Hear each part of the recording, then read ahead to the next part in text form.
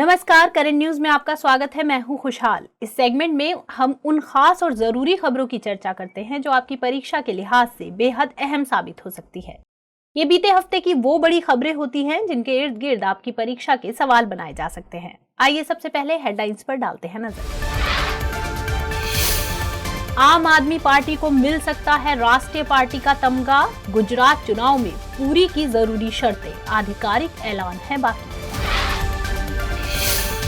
मुंबई समृद्धि express के पहले चरण का हुआ उद्घाटन। मुंबई को नागपुर से जोड़ेगा यह महामार्ग। 2023 में इसके पूरे होने की उम्मीद। 3 पौधे IUCN की रेड लिस्ट में शामिल। मीजोट्रोपिस पेलिटा हुआ अति संकटग्रस्त। वनों की कटाई और जंगली आग बनी वजह। इंडिया ग्लोबल फोरम की हुई UAE में शुरुआत। S जयशंकर ने किया उद्घाटन। रिश्तों में मजबूती लाना है मकसद। और वर्ल्ड मलेरिया रिपोर्ट हुई जारी। रिपोर्ट ने बढ़ाई चिंता। 2021 में मौतों का आंकड़ा 2019 से अधिक।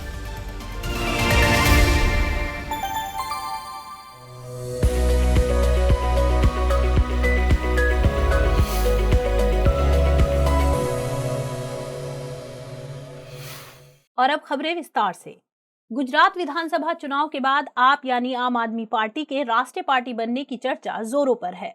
खबरों के मुताबिक पार्टी ने इसके लिए जरूरी योग्यता हासिल कर ली है। दरअसल बीते दिनों आप ने गुजरात चुनाव में करीब 13% वोट शेयर हासिल किया है।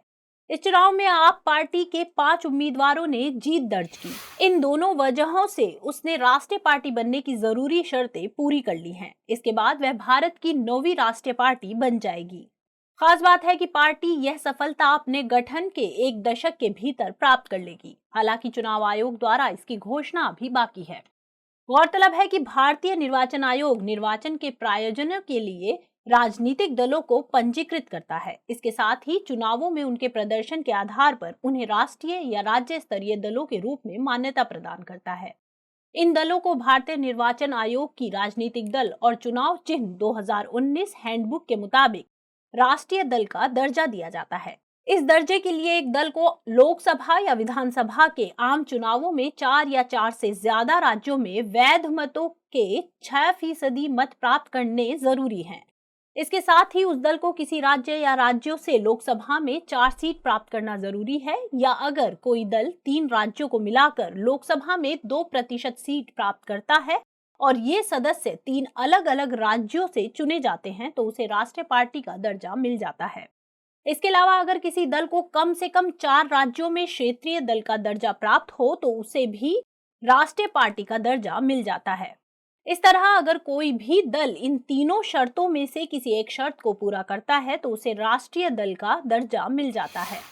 आपको बता दें कि राष्ट्रीय पार्टी की मान्यता की वजह से दलों को कुछ विशेषाधिकार प्राप्त हो जाते हैं। इन विशेषाधिकारों में चुनाव चिन्ह का आवंटन, सरकार द्वारा नियंत्रित टेलीविजन और रेडियो स्टेशनों पर राजनीतिक प्रसारण और निर्वाचन सूचियों को प्राप्त करने की सुविधा प्राप्त होती है। इसके अलावा मान्यता प्राप्त दलों को चुनावों में नामांकन के लिए केवल एक प्रस्तावक की ही जरूरत होती है। इसका एक फायदा ये भी है कि इन दलों को चुनाव के समय 40 स्टार प्रचारक रखने की अनुमति होती है, जबकि राष्ट्रीय दल की मान्यता से वंचित दलों को केवल 20 स्टार प्रचारक रखने की ही अनुमति है। गौरतलब है कि इन प्रचारकों द्वारा अपने दल के उम्मीदवारों के लिए प्रचार करने के दौरान हुए खर्च को उम्मीदवारों के चुनाव खर्च में शामिल नहीं किया जाता है। हाल ही में राज्यसभा ने वन्य जीव संरक्षण संशोधन विधेयक 2022 पारित किया। इसका मकसद साइट्स यानी वन्य जीवों और वनस्पतियों की लुप्त प्राय प्रजातियों के अंतर्राष्ट्रीय व्यापार पर कन्वेंशन के तहत भारत के दायित्वों को लागू करना है। असल में इसके लिए देशों को परमिट के माध्यम से सभी सूचीबद्ध नमूनों के व्यापार को विनियमित करने की आवश्यकता होती है। गौरतलब है कि इस बिल को लोकसभा में 2021 के शीतकालीन सत्र में पेश किया गया था। इसके बाद बिल को चर्चा और संशोधन के लिए स्टैंडिंग कमेटी के पास भेजा गया। इस साल अप्रैल में कमेटी ने अपनी रिपोर्ट सौंपी। यह बिल लोकसभा से पहले ही पास हो चुका है। बता दें कि बिल के नए प्रारूप में 2 प्रमुख मुद्दों की आलोचना की गई है। पहला, बंदी हाथियों के परिवहन को लेकर केंद्र को मिली व्यापक विवेकाधीन शक्ति, और दूसरा, प्रजातियों को वर्मिन घोषित करने के लिए केंद्र को दी गई व्यापक शक्ति। गौरतलब है कि संरक्षण और पशु कल्याण समूहों के साथ संसदीय स्थायी समिति के अध्यक्ष ने हाथियों के परिवहन के संबंध में व्यापक छूट पर आपत्ति जताई है। उनका तर्क है कि इसे धार्मिक उद्देश्यों के लिए रखे गए मंदिर के हाथियों तक सीमित रखा जाना चाहिए। वर्तमान में किसी पशु को वर्मिन घोषित करने का मुद्दा केंद्र और राज्य के बीच विवाद का बड़ा कारण है। असल में पिछले साल जंगली सुअर को वर्मिन घोषित करने के लिए केरल सरकार ने केंद्र से कई बार अनुरोध किया, लेकिन उनकी इस मांग को पर्यावरण मंत्रालय ने ठुकरा दिया। गौरतलब है कि वन्यजीव संरक्षण अधिनियम की धारा 62 और 11 में जानवरों को वर्मिन घोषित करने और जानवरों को मारने से संबंधित प्रावधान है। धारा 62 के तहत संरक्षण प्राप्त प्रजातियों के अलावा किसी भी प्रजाति को केंद्र सरकार द्वारा वर्मिन घोषित किया जा सकता है। साथ ही धारा 11 के तहत राज्य के मुख्य वन्यजीव वार्डन द्वारा किसी भी अनुसूचित जानवर को मारने की अनुमति दी जा सकती है। हालांकि यह तभी किया जा सकता है जब जानवर मानव जीवन के लिए खतरनाक हो। हाल ही में खगोलविदों ने सुपरनोवा को अलग से वर्गीकृत करने के लिए एक मशीन लर्निंग एल्गोरिदम का उपयोग किया है। इस एल्गोरिदम का नाम SNI स्कोर है और इस एल्गोरिदम को कैलटेक संस्था के खगोलविदों द्वारा विकसित किया गया है। इस एल्गोरिदम को ZTF यानी ज़्विकी ट्रांजिएंट फैसिलिटी द्वारा कैप्चर किए गए डेटा पर लागू किया गया था। इसके बाद इसकी मदद से खगोलविदों द्वारा 1000 सुपरनोवाओं को वर्गीकृत किया गया। गौरतलब है कि SNI स्कोर का पहली बार प्रयोग अप्रैल 2021 में किया गया था। आपको बता दें कि ZTF एक आकाशीय सर्वेक्षण उपकरण है। इसके द्वारा आकाश में होने वाली क्षणिक घटनाओं या परिवर्तनों का निरीक्षण किया जाता है। इन घटनाओं में क्षुद्र ग्रह के स्थानांतरण से लेकर ब्लैक होल तक शामिल है। ZTF दुनिया भर के खगोलविदों को इन क्षणिक घटनाओं के बारे में सूचित करता है। इसके लिए यह उनको एक रात में सैकड़ों हजारों अलर्ट भेजता है। इन अलर्ट्स के आधार पर खगोलविद किसी घटना का अनुसरण करने और जांच के लिए अन्य दूरबीनों का उपयोग कर सकते हैं। लेकिन हर रात भेजे गए इतने बड़े डेटा को समझना आसान नहीं होता। इसी समझ को आसान बनाने के लिए SNI स्कोर एल्गोरिदम का विकास किया गया था। सामान्य शब्दों में सुपरनोवा से तात्पर्य अंतरिक्ष में किसी भयंकर और चमकीले विस्फोट से है। खगोलविदों के मुताबिक जब कोई तारा अपने जीवन चक्र के अंतिम चरण में होता है तो उसमें एक भयंकर विस्फोट होता है। इस घटना को ही सुपरनोवा के नाम से जाना जाता है। असल में यह घटना तब होती है जब तारे का द्रव्यमान सूर्य के द्रव्यमान से ज्यादा हो जाता है। इस स्थिति में तारे की मध्यवर्ती परत तारे के केंद्र में ध्वस्त हो जाती है। इससे निकली ऊर्जा तारे की ऊपरी परत को नष्ट कर देती है। इस वजह से एक भयानक विस्फोट के बाद तारा खत्म हो जाता है। बीते दिनों प्रधानमंत्री नरेंद्र मोदी महाराष्ट्र दौरे पर रहे। इस दौरान प्रधानमंत्री ने नागपुर मुंबई समृद्धि एक्सप्रेसवे के पहले चरण का उद्घाटन किया। इस एक्सप्रेसवे का अन्य नाम हिंदू हृदय सम्राट बाबा साहब ठाकरे महाराष्ट्र समृद्धि महामार्ग भी है। इसके अलावा मोपा अंतर्राष्ट्रीय हवाई अड्डे, नागपुर मेट्रो, नई वंदे भारत ट्रेन सहित अन्य परियोजनाओं का भी उद्घाटन किया गया। आपको बता दें कि नागपुर मुंबई समृद्धि एक्सप्रेसवे की कुल लंबाई 701 किलोमीटर है। यह महाराष्ट्र की राजधानी मुंबई को नागपुर से जोड़ने का काम करेगा। समृद्धि महामार्ग को लगभग 55,000 करोड़ रुपए की लागत से बनाया जा रहा है। इस परियोजना के अगले साल पूरे होने की उम्मीद है। यह एक्सप्रेसवे महाराष्ट्र के प्रमुख शहरों अमरावती, औरंगाबाद और नासिक से होकर गुजरेगा। साथ ही यह एक्सप्रेसवे दिल्ली मुंबई औद्योगिक गलियारा, पश्चिमी समर्पित माल गलियारा तथा मुंबई के JNPT जैसे औद्योगिक क्षेत्रों को भी जोड़ने का कार्य करेगा। साथ ही चूंकि इस मार्ग पर कई वन्यजीव अभयारण्य हैं, इसलिए वन्यजीवों के आवागमन को बाधा रहित बनाने के लिए कई अंडरपास, ओवरपास तथा ऊंची पुलिया का निर्माण किया गया है।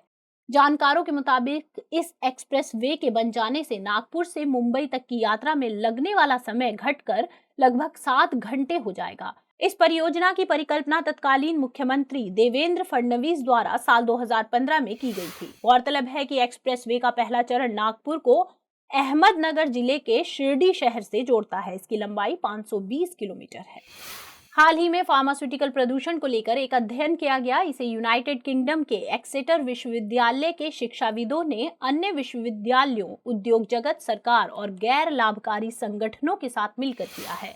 उन्होंने फार्मास्यूटिकल प्रदूषण को कम करने के लिए समाजव्यापी कार्रवाई की मांग की है। अध्ययन के मुताबिक दुनिया की लगभग आधी यानी 43% नदियां सक्रिय दवा सामग्री से दूषित है। यह स्थिति स्वास्थ्य पर विनाशकारी प्रभाव डाल सकती है। इसे देखते हुए अध्ययनकर्ताओं ने इसे दुनिया की सबसे बड़ी समस्याओं में से एक बताया है। उन्होंने कहा है कि इससे निपटने के लिए फार्मास्यूटिकल, हेल्थ केयर और पर्यावरण क्षेत्रों में समन्वित कार्रवाई की जरूरत है। इसके साथ ही घरेलू दवा उद्योग को भी एंटीबायोटिक प्रदूषण को सीमित करने का बीड़ा उठाने की जरूरत है। गौरतलब है कि यह अध्ययन the Lancet planetary health journal में प्रकाशित किया गया है। आपको बता दें कि फार्मास्यूटिकल कंपनियों में विनिर्माण प्रक्रिया के दौरान कई तरह के रासायनिक यौगिक उपयोग किए जाते हैं, लेकिन इन सभी रासायनिक यौगिकों को कंपनियां अक्सर फिल्टर करने में नाकाम होती है। इस वजह से ये रसायन आसपास के स्वच्छ जल प्रणालियों यानी झीलों, धाराओं, नदियों और अंततः महासागरों को प्रदूषित करते हैं। ये कंपनियां अपशिष्ट जल को कभी कभी खुले मैदानों और आसपास के जल निकायों में भी छोड़ देती हैं। इससे पर्यावरण, लैंडफिल या डंपिंग क्षेत्रों में औषधि अपशिष्ट में वृद्धि होती है। इसे ही आम भाषा में मूल रूप से फार्मास्यूटिकल प्रदूषण के नाम से जाना जाता है। इसके अलावा लोग एक्सपायर हो चुकी दवाओं और उनकी पैकिंग को कचरे के साथ फेंक देते हैं। इस वजह से इसका सही तरह से निपटान नहीं हो पाता है। इस वजह से भी फार्मास्यूटिकल प्रदूषण में वृद्धि होती है। मेडिकल स्टोर्स और अस्पतालों में पैदा होने वाला कचरा भी इसका एक बड़ा कारण है। हाल ही में हिमालय में पाए जाने वाली 3 औषधीय पौधों की प्रजातियों के संकट में आने की बात सामने आई है। इन प्रजातियों को IUCN की रेड लिस्ट में शामिल किया गया है। इसमें मीजोट्रोपिस पेलिटा को क्रिटिकल इंडेंजर्ड, फ्रिटिलोरिया सिरोहोसा को वल्नरेबल और डेक्टाइलोरिजा हेटागिरिया को इंडेंजर्ड के रूप में जगह मिली है। गौरतलब है कि मीजोट्रोपिस पेलिटा एक 12मासी झाड़ीनुमा पौधा है जो उत्तराखंड और नेपाल में पाया जाता है। इसे पटवा के रूप में भी जाना जाता है। अध्ययन के मुताबिक इसकी उपस्थिति 10 वर्ग किलोमीटर से कम क्षेत्र में है। इसी कारण इसे अति संकटग्रस्त यानी क्रिटिकली इंडेंजर्ड प्रजाति के रूप में सूचीबद्ध किया गया है। इसके अलावा ये प्रजाति वनों की कटाई, आवास ह्रास और जंगल की आग जैसी अन्य वजहों से भी खतरे में है। इन प्रजातियों की पत्तियों के तेल में एंटीऑक्सीडेंट का गुण मौजूद होता है। जानकारों का कहना है कि यह औषधि उद्योग में सिंथेटिक एंटीऑक्सीडेंट का एक प्राकृतिक विकल्प हो सकता है। फ्रिटिलारिया सिरोसा की बात करें तो यह एक 12मासी बल्बनुमा जड़ी बूटी पौधा है। आकलन के मुताबिक बीते लगभग 25 सालों में इसकी आबादी में लगभग 30% की गिरावट दर्ज की गई है।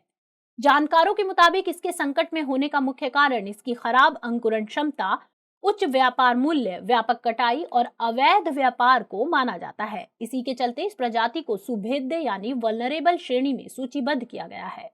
गौरतलब है कि इस पौधे का चीन में ब्रोंकियल विकारों और निमोनिया के इलाज में प्रयोग किया जाता है। IUCN के मुताबिक पारंपरिक चीनी चिकित्सा में इस पौधे का प्रयोग खांसी यानी कफ के इलाज में किया जाता है। वहीं डेक्टाइलोरिजा हेटागिरिया का अस्तित्व आवास ह्रास, पशुधन की चराई, वनों की कटाई और जलवायु परिवर्तन के कारण खतरे में है। इस पौधे का प्रयोग चिकित्सा की विभिन्न प्रणालियों में पेचिश, ज्वर, खांसी और पेट दर्द जैसी कई बीमारियों के इलाज में किया जाता है। यह अफगानिस्तान, भूटान, चीन, भारत, नेपाल और पाकिस्तान के हिंदुकुश और हिमालयी क्षेत्रों में पाया जाता है। बीते दिनों विदेश मंत्री S जयशंकर ने IGF यानी इंडिया ग्लोबल फोरम UAE 2022 का उद्घाटन किया। यह कार्यक्रम अरब प्रायद्वीप के 2 शहरों अबू धाबी और दुबई में आयोजित किया जा रहा है। यह कार्यक्रम 12 दिसंबर से शुरू होकर 16 दिसंबर को समाप्त हुआ। इस बैठक में UAE के अलावा दुनिया भर के कई राजनीतिक, व्यापारिक और सांस्कृतिक हस्तियों ने भाग लिया। इस बैठक का मकसद भारत और UAE के बीच रिश्तों में मजबूती लाना है। साथ ही वैश्विक परिदृश्य में दोनों देशों के व्यवसायों और उद्यमियों को एक साथ काम करने का अवसर मुहैया कराना है। गौरतलब है कि UAE भारत का तीसरा सबसे बड़ा व्यापारिक भागीदार है। साथ ही भारत का दूसरा सबसे बड़ा निर्यात गंतव्य देश है। वित्त वर्ष 2021-22 में दोनों देशों के बीच द्विपक्षीय व्यापार लगभग 72 बिलियन अमेरिकी डॉलर था। इसके अलावा बीते दिनों दोनों देशों के बीच मुक्त व्यापार समझौता लागू हुआ है। आपको बता दें कि इंडिया ग्लोबल फोरम अंतर्राष्ट्रीय व्यापार और वैश्विक नेताओं के लिए एजेंडा सेटिंग फोरम है। इस प्लेटफॉर्म के द्वारा अंतर्राष्ट्रीय कॉरपोरेट और नीति निर्माता अपने क्षेत्रों और रणनीतिक महत्व के बिंदुओं पर बातचीत कर लाभ उठा सकते हैं। IGF का प्रयोग वैश्विक कॉरपोरेट्स, बहुपक्षीय संस्थानों, तेजी से बढ़ते स्टार्टअप्स, इनोवेटर्स सहित अन्य क्षेत्रों से जुड़े लोगों को एक मंच पर लाने और संपर्क साधने के लिए किया जाता है। हाल ही में एनएसओ ने एक रिपोर्ट प्रकाशित की। इस रिपोर्ट में महंगाई को लेकर राहत भरी खबर सामने आई। रिपोर्ट के मुताबिक नवंबर में खुदरा मुद्रास्फीति की दर 5.8% पर आ गई है। हालांकि इसके पहले अक्टूबर में खुदरा महंगाई दर 6.77% थी। खास बात यह है कि 11 महीने के बाद महंगाई 6% से नीचे आई है। नतीजतन महंगाई भारतीय रिजर्व बैंक के निर्धारित लक्ष्य 4+-2% पर आ गई है। एनएसओ ने खाद्य कीमतों में आने वाली कमी को इस गिरावट की वजह बताई है। इसके अलावा जारी रिपोर्ट में अक्टूबर में भारत के औद्योगिक उत्पादन में 4% की कमी दर्ज की गई। यह कमी बीते 2 साल से अधिक समय में सबसे खराब है। साथ ही मैन्युफैक्चरिंग और कैपिटल गुड्स में भी गिरावट देखी गई है।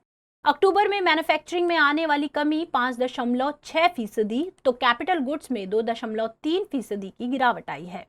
एनएसओ के मुताबिक आने वाली यह कमी छोटे और मध्यम उद्यमों की निरंतर कमजोरी, साथ घटते निर्यात और सुस्त खपत मांग को दर्शाता है। जानकारों के मुताबिक औद्योगिक उत्पादन में आने वाली यह गिरावट प्रमुख चिंता का विषय है। आईआईपी यानी औद्योगिक उत्पादन सूचकांक को एनएसओ द्वारा औद्योगिक प्रदर्शन एवं विकास के मापन हेतु जारी किया जाता है। औद्योगिक क्षेत्र के निष्पादन का तुलनात्मक अध्ययन करने एवं संबंधित नीति निर्माण के लिए इस सूचकांक का प्रयोग किया जाता है। वर्तमान में इसका आधार वर्ष 2011-12 है। वर्तमान में आईआईपी विनिर्माण क्षेत्र को 77.6%, खनन क्षेत्र को 14.4% और बिजली क्षेत्र को 8.0% भारांक प्रदान करता है। हाल ही में आरबीआई ने मानक संपत्तियों के प्रतिभूतिकरण पर अपने 2021 के दिशा निर्देशों को अपडेट किया है। ये दिशा निर्देश ऋणदाताओं को 365 दिनों से कम अवधि वाले कर्जों का प्रतिभूतिकरण करने से रोकता है। आरबीआई के परिसंपत्ति वर्गीकरण मानदंडों के मुताबिक एक मानक संपत्ति वह होती है जिसमें व्यवसायिक समस्याएं कम से कम होती हैं और इसमें व्यवसाय से जुड़े सामान्य से कम जोखिम होता है। ऐसी संपत्ति एनपीए नहीं होती। आरबीआई के इस कदम का मतलब यह है कि ऋणदाता जो बड़े पैमाने पर एनबीएफसी हैं, अपने पोर्टफोलियो के उस हिस्से का बैंक की तरह किसी अन्य ऋणदाता के साथ प्रतिभूतिकरण नहीं कर सकते हैं। इस कदम से प्रतिभूतिकरण की मात्रा पर प्रभाव पड़ेगा। हालांकि इससे प्रतिभूतिकरण ऋण की गुणवत्ता में सुधार होगा।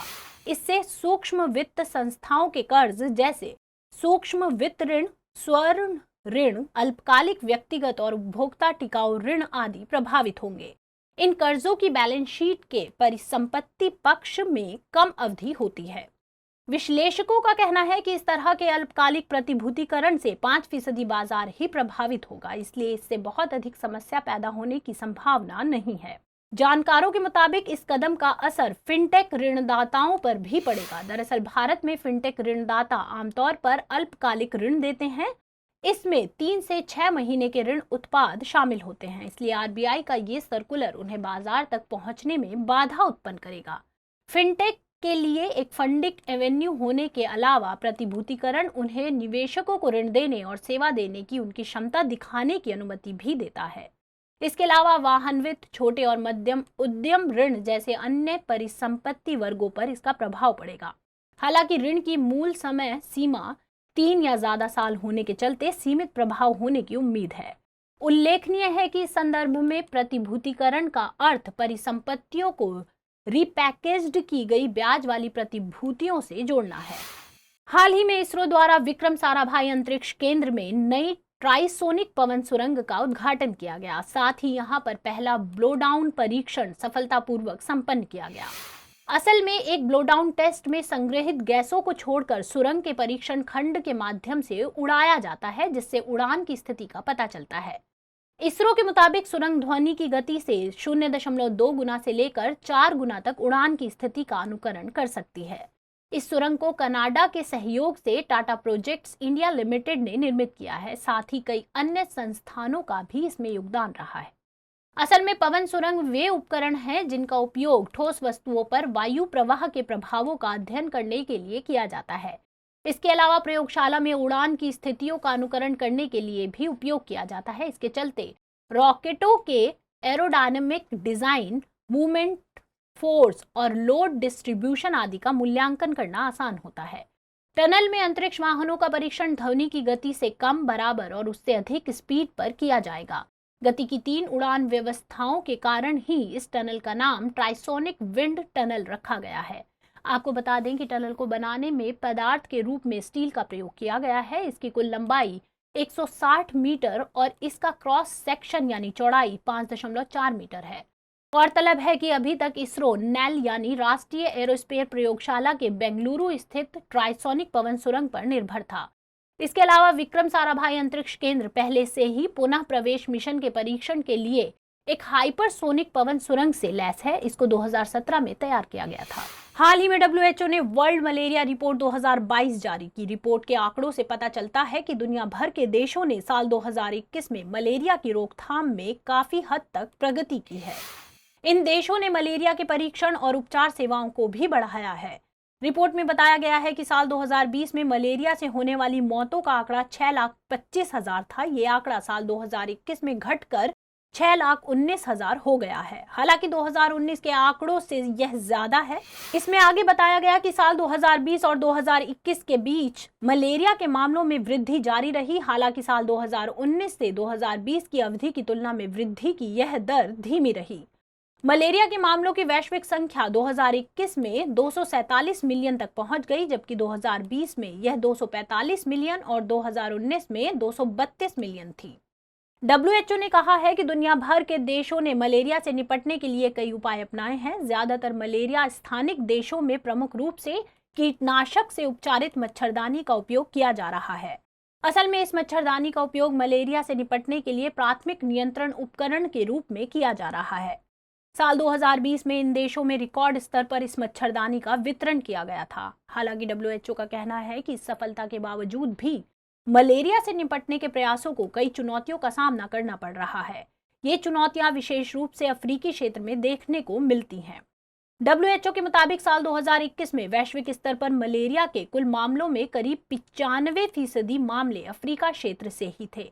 इसके अलावा मलेरिया से होने वाली कुल मौतों में करीब 96% मौत के आंकड़े इसी क्षेत्र से थे। इस तरह प्रगति के बावजूद भी अफ्रीकी क्षेत्र इस घातक बीमारी से सबसे ज्यादा प्रभावित है। आपकी जानकारी के लिए बता दें कि मलेरिया एक परजीवी के कारण होने वाली बीमारी है। इस परजीवी का नाम प्लाज्मोडियम है। मनुष्यों में यह परजीवी संक्रमित मच्छरों के काटने से फैलता है। जिन लोगों को मलेरिया होता है उन्हें आमतौर पर कांपने वाली ठंड के साथ तेज बुखार आता है। एक आंकड़े के मुताबिक हर साल करीब 290 मिलियन लोग मलेरिया से संक्रमित होते हैं। इनमें 4 लाख से ज्यादा लोग इस बीमारी से मर जाते हैं। बीते दिनों विश्व बैंक ने एक रिपोर्ट प्रकाशित की। रिपोर्ट का नाम enabling gender responsive urban mobility and public space in India है। इसका मकसद शहरों में सार्वजनिक परिवहन को महिलाओं के लिए अधिक समावेशी बनाने से संबंधित सुझाव देना है। रिपोर्ट के मुताबिक बड़े शहरों में वर्किंग महिलाओं की संख्या में इजाफा हो रहा है। इसके बावजूद भारतीय सार्वजनिक परिवहन सेवाओं को महिलाओं की सुरक्षा को ध्यान में रखकर नहीं बनाया गया है। परिणाम स्वरूप कम महिलाएं काम पर जा रही हैं। यही कारण है कि वैश्विक स्तर पर भारत में श्रम बल में महिला भागीदारी दर सबसे कम है। रिपोर्ट का दावा है कि लगभग 45% महिलाएं काम पर पैदल जाती हैं, जबकि पुरुषों के मामले में यह आंकड़ा लगभग 27% है। इसके अलावा अधिकांश महिलाएं बस से यात्रा करती हैं। साथ ही ये परिवहन के धीमे साधन चुनते हैं क्योंकि तेज मोड अधिक महंगे होते हैं। ऐसे में सुरक्षा की कमी भी महिलाओं को बाहर निकलने से रोकती है। नतीजतन सार्वजनिक स्थानों पर उनकी उपस्थिति कम हो जाती है। इतना ही नहीं, कई महिलाएं इसी कमी के कारण अपने पसंदीदा कॉलेजेस अथवा संस्थानों में प्रवेश नहीं ले पाती हैं।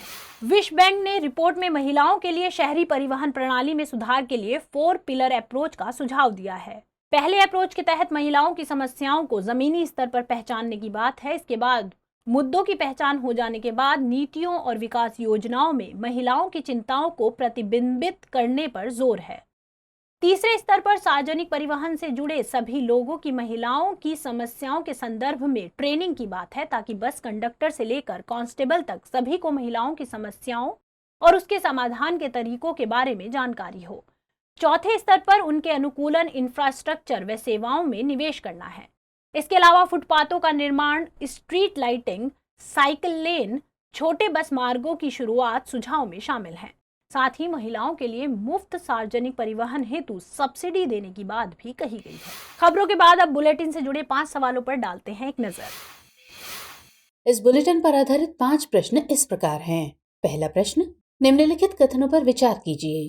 कथन 1, राष्ट्रीय पार्टी का दर्जा प्राप्त करने के लिए किसी दल को लोकसभा या विधानसभा के आम चुनावों में 4 या 4 से अधिक राज्यों में वैध मतों का 6% प्राप्त करना अनिवार्य है। और कथन 2, साथ ही उस दल को किसी राज्य या राज्यों से लोकसभा में 4 सीट भी प्राप्त करना होता है। आपको बताना है कि इनमें से कौन सा या कौन से कथन सही है या सही है। ऑप्शन है ए केवल 1, बी केवल 2, सी 1 एवं 2 दोनों, या फिर डी उपरोक्त में से कोई नहीं। अगला सवाल, निम्नलिखित कथनों पर विचार कीजिए। 1. वन्यजीव संरक्षण अधिनियम की धारा 62 में संरक्षण प्राप्त प्रजातियों के अलावा किसी भी प्रजाति को केंद्र सरकार द्वारा वर्मिन घोषित करने का प्रावधान शामिल है। और 2. वन्यजीव संरक्षण अधिनियम की धारा 11 में राज्य के मुख्य वन्यजीव वार्डन द्वारा किसी भी अनुसूचित जानवर को मारने की अनुमति देने से संबंधित प्रावधान है। आपको बताना है कि इनमें से कौन से कथन सही नहीं है या सही नहीं है। ए केवल 1, बी केवल 2, सी 1 एवं 2 दोनों, या फिर डी उपरोक्त में से कोई नहीं। अगला प्रश्न, समृद्धि एक्सप्रेसवे से संबंधित निम्नलिखित कथनों पर विचार कीजिए। 1. इस एक्सप्रेसवे का अन्य नाम हिंदू हृदय सम्राट बाला साहेब ठाकरे महाराष्ट्र समृद्धि महामार्ग है। 2. एक्सप्रेसवे के पहले चरण में नागपुर अहमदनगर जिले के शिरडी शहर को जोड़ता है। और 3. नागपुर मुंबई समृद्धि एक्सप्रेसवे की कुल लंबाई 701 किलोमीटर है। उपरोक्त में से कौन से कथन सही हैं? ए केवल 1 एवं 2, बी केवल 1 एवं 3, सी केवल 2 एवं 3, या फिर डी उपरोक्त सभी। अगला प्रश्न, हाल ही में हिमालय में पाए जाने वाले 3 औषधीय पौधों को IUCN की रेड लिस्ट में शामिल किया गया है। ये पौधे हैं ए फ्रेटिलोरिया सिरोहोसा, बी मीजोट्रोपिस पेलिटा, सी डेक्टाइलोरिजा हेटागिरिया, या फिर डी उपरोक्त सभी। अगला और अंतिम प्रश्न, वर्ल्ड मलेरिया रिपोर्ट 2022 निम्नलिखित में से किस संस्था द्वारा जारी की जाती है? ऑप्शंस हैं ए WHO यानी World Health Organization, B UNODC यानी United Nations Office on Drugs and Crime, C UNICEF यानी United Nations International Children's Fund, या फिर डी उपरोक्त में से कोई नहीं। तो फिलहाल इस बुलेटिन में इतना ही। खबरों को विस्तार से पढ़ने के लिए विजिट करें www.drishtiias.com पर। साथ ही दृष्टि IAS के हिंदी अंग्रेजी यूट्यूब चैनल और दृष्टि PCS यूट्यूब चैनल को लाइक, शेयर और सब्सक्राइब करना ना भूलें। लेकिन चलते चलते डालते हैं कुछ छोटी मगर जरूरी खबरों पर एक नजर।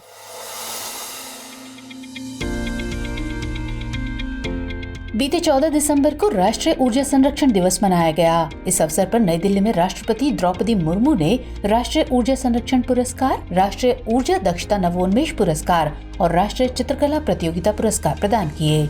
ये पुरस्कार वर्ष 2022 के दौरान सर्वश्रेष्ठ ऊर्जा प्रबंधन की दिशा में कार्य करने वाले संस्थानों को दिए गए हैं। गौरतलब है कि भारतीय रेल को इस साल 9 राष्ट्रीय ऊर्जा संरक्षण पुरस्कार से सम्मानित किया गया। बीते दिनों CDAC यानी centre for development of telematics ने नई दिल्ली में 2 दिवसीय सम्मेलन का आयोजन किया। ये सम्मेलन वैश्विक इंटरनेट ऑफ थिंग्स और मशीन टू मशीन विषय पर आधारित था। सम्मेलन का मकसद विभिन्न संस्थानों के लिए सहक्रियात्मक रूपरेखा विकसित करना था। ये सम्मेलन बिहार के महत्वाकांक्षी मिशन स्मार्ट सिटी के परिप्रेक्ष्य से भी अहम रहा। टाइम मैगजीन ने यूक्रेन के राष्ट्रपति वोलोदिमीर जेलेंस्की को साल 2022 का पर्सन ऑफ द ईयर घोषित किया। रूस यूक्रेन युद्ध के दौरान मजबूती के साथ अपने देशवासियों के साथ खड़े रहने के लिए उनको ये सम्मान दिया गया है। गौरतलब है कि person of the year time magazine का एक वार्षिक प्रकाशन है और इसमें उस व्यक्ति, समूह और वस्तु को मैगजीन के कवर पेज पर दर्शाया जाता है जिसने वर्ष की घटनाओं को महत्वपूर्ण रूप से प्रभावित किया हो। हाल ही में राष्ट्रीय बाल अधिकार संरक्षण आयोग ने GHAR घर यानी go home and reunite portal launch किया है। इसका मकसद बच्चों के पुनर्वास और प्रत्यावर्तन को डिजिटल रूप से ट्रैक करना है। ये पोर्टल उन बच्चों की डिजिटल ट्रैकिंग और निगरानी करने का कार्य करेगा जो किशोर न्याय प्रणाली में हैं या फिर जिन्हें उनके देश, राज्य या जिले में वापस भेजा जाना है। इसके अलावा ये राज्य विशेष के किशोर न्याय बोर्ड अथवा बाल कल्याण समिति से संबंधित मामलों के डिजिटल हस्तांतरण में भी मदद करेगा। इससे सरकार द्वारा बच्चों को उन योजनाओं का लाभ प्रदान कर उनका विकास सुनिश्चित करने में मदद मिलेगी। हाल ही में IICA यानी Indian institute of corporate affairs और DSNLU यानी Damodaram Sanjeevaiah national law university Visakhapatnam ने एक MOU पर हस्ताक्षर किए हैं। इसका मकसद पाठ्यक्रमों का विकल्प उपलब्ध करना, अनुसंधान और प्रकाशन, क्षमता निर्माण, जागरूकता के क्षेत्र में सहयोग करना है। इसके तहत समकालीन महत्व की डिग्री, डिप्लोमा, अनुसंधान और प्रकाशित सहित अन्य शैक्षणिक गतिविधियां शामिल की गई हैं। इसके अलावा विशेषज्ञ सलाह, परामर्श, संयुक्त कार्यशालाएं, सेमिनार और सम्मेलनों का आयोजन आदि भी शामिल है। गौरतलब है कि IICA की स्थापना भारत में कॉर्पोरेट क्षेत्र के विकास के लिए एक थिंक टैंक और उत्कृष्टता केंद्र के रूप में की गई है। बीते दिनों भारत कजाकिस्तान संयुक्त सैन्य प्रशिक्षण अभ्यास का छठा संस्करण काजिन 22 का शुभारंभ किया गया। ये सैन्य प्रशिक्षण 12 दिसंबर से शुरू होकर 28 दिसंबर तक चलेगा और इसका आयोजन मेघालय राज्य के उमरोई नामक स्थान पर किया जा रहा है। गौरतलब है कि भारत ने कजाकिस्तान की सेना के साथ संयुक्त वार्षिक प्रशिक्षण अभ्यास साल 2016 में प्रबल दोस्ती के रूप में शुरू किया था। साल 2018 में इसका नाम परिवर्तित कर अभ्यास काजिन कर दिया गया है। ये अभ्यास भारतीय एवं कजाकिस्तान सेना के बीच रक्षा सहयोग के स्तर को बढ़ाएगा, साथ ही दोनों देशों के बीच द्विपक्षीय संबंधों को भी मजबूत करेगा। बीते दिनों भारतीय अध्यक्षता के तहत पहली G20 वित्त और सेंट्रल बैंक डिप्टी बैठक संपन्न हुई। ये बैठक 13 दिसंबर से शुरू होकर 14 दिसंबर को समाप्त हुई। बैठक में 160 से अधिक प्रतिनिधियों ने भाग लिया। इस बैठक का मकसद विभिन्न कार्य क्षेत्रों में 2023 के लिए भारत की वित्त ट्रैक प्राथमिकताओं के विषय पर G20 सदस्यों के विचारों को जानना था। इस अवसर पर एक अतिरिक्त कार्यक्रम का भी आयोजन किया गया। इसका मकसद 21वीं सदी की साझा वैश्विक चुनौतियों से निपटने के लिए MDBs यानी मल्टीलेटरल डेवलपमेंट बैंक्स को मजबूत करना है। हाल ही में जिला पर्यटन संवर्धन परिषद कोझिकोड ने प्रसिद्ध बेपोर उरु यानी नाव के लिए भौगोलिक संकेतक की मांग की है। असल में उरु लकड़ी से निर्मित एक धौ यानी नौकायन पोत होता है और इसको बनाने में किसी आधुनिक तकनीक का उपयोग नहीं किया जाता है। ये मुख्यतः मालाबार सागवान की लकड़ी से बना होता है और इसे बनाने की कला और तकनीक का उदय अरब में हुआ था। साथ ही अरबों ने ही इसका नाम धौ रखा है। बेपोर उरु केरल के खाड़ी देशों के साथ व्यापारिक संबंधों एवं मित्रता का प्रतीक है। बीते दिनों भारत और नेपाल के बीच सूर्य किरण संयुक्त सैन्य प्रशिक्षण अभ्यास के 16वें संस्करण की शुरुआत हुई।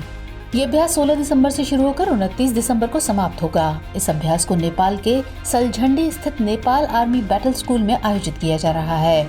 इस अभ्यास को पहाड़ी इलाकों में युद्ध तथा आतंकवाद रोधी अभियानों में मानवीय सहायता और आपदा राहत से जुड़े क्षमता निर्माण हेतु प्रतिवर्ष आयोजित किया जाता है। ये सैन्य अभ्यास रक्षा सहयोग के स्तर को बढ़ाएगा, साथ ही दोनों देशों के बीच द्विपक्षीय संबंधों को भी बढ़ावा देगा। हाल ही में सबसे लंबी दूरी की अंतर्महाद्वीपीय बैलिस्टिक मिसाइल अग्नि 5 का सफल परीक्षण किया गया। इसकी मारक क्षमता 5000 किलोमीटर है। ये मिसाइल 1 टन वजन तक का विस्फोटक ले जाने की क्षमता रखती है।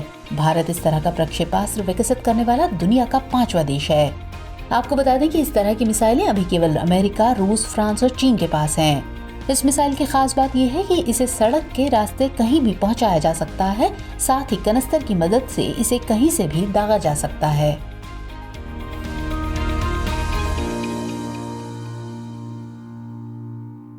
हमारी टीम कोशिश करती है कि आपको दी गई खबरों में एक भी गलती ना हो, लेकिन यदि किसी सोर्स या ह्यूमन एरर की वजह से ऐसी गलती हो जाती है तो इस वीडियो के कमेंट बॉक्स में उस गलती को सुधार कर पिन कर दिया जाता है और यह आपको कमेंट बॉक्स में सबसे ऊपर दिखाई देता है।